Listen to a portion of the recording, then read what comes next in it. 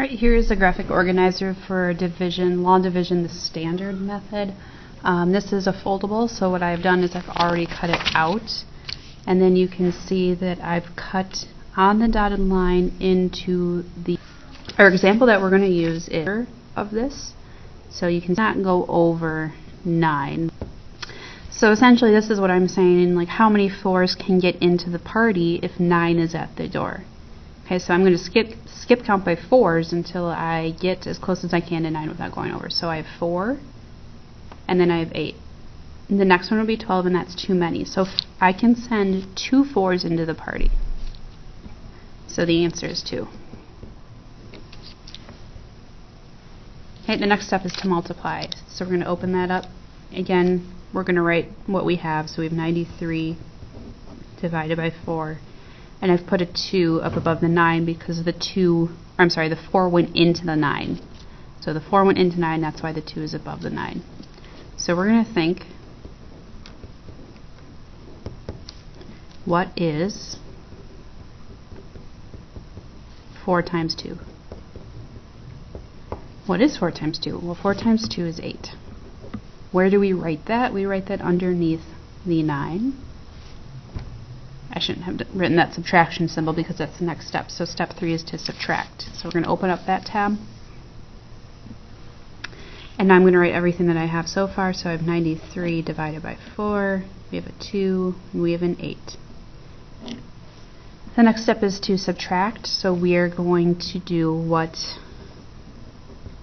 is 9 minus 8. 9 minus 8 is equal to 1. So we're going to write 1 here. Step 4 is bring it down. Open up that. Again, rewrite everything we already have. So we know 93 divided by 4. We have a 2. 8. 9 minus 8 is 1. So for this, the bring it down, we are going to bring down the next digit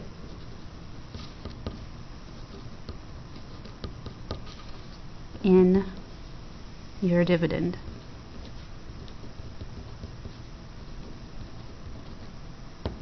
And then we will repeat steps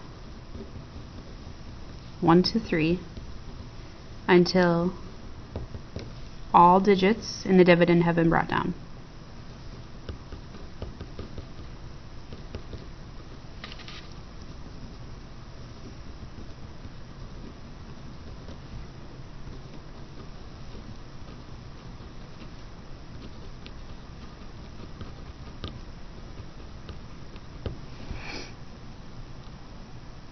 Okay, so we've subtracted, and now we need to bring down the next digit in the dividend. The next digit in the dividend is this 3. So we're going to bring it down, and now we have 13.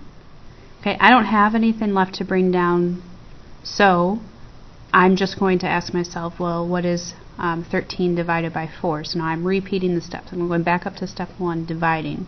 So how many 4s can get into the party if 13 is there? Well, again, skip count by 4. I can't go over 13. I have 4. 8, 12 is the closest I can get without going over. That went in 3 times. 3 times 4 is 12. And I have a 1. And now there's no more digits to bring down. So we're going to open up step 5 for remainders. We're going to rewrite everything we already have. So 93 divided by 4.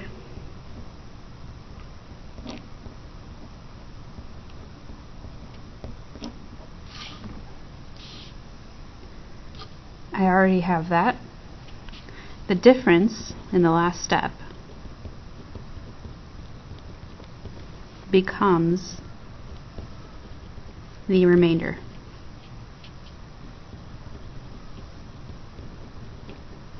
So again, all the digits in my dividend have been brought down, right? The 3 has been used. So the remaining difference, which here is 1, is going to be the remainder. If the remainder is greater than the divisor, so if I had like a 5 here or a 6 or a 7 or anything greater than 4, I did something wrong. So I'm just going to write a little note in here that says the remainder must be less than the divisor.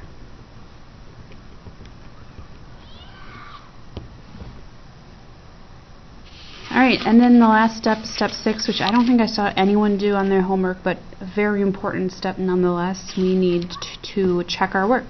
So the formula to check our work is to take our quotient, which is our answer. We're going to multiply by our divisor. If we have any remainders, we will add our remainder. And then that should equal the dividend. So here I'm going to do my quotient. Again, my quotient is my answer. So I have 23 times my divisor, which is 4. And do that first, and then I'll add on my remainder, which is 1. Oh, I forgot to write R1 up here. So that's 12. 4 times 2 is 8, plus 1 is 92. Then I'm going to add on that 1 remainder to make it 93. 93 equals 93, so that is good. Okay, before you put this away or glue it in, I want you to try doing the grid method. We did not do the grid method the other day. We did the partial quotients and we did the distributive property, but we have done the grid method. I just wanted to remind you what it looks like. So I'm going to take 93 divided by 4 again. Get to a blank page. So in your notebook you're going to do this as well.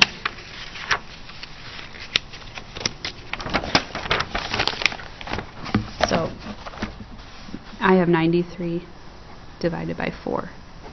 Some of you like to use this. Frankly, I kind of like it too. I'm going to write 4 and then 9 into 3.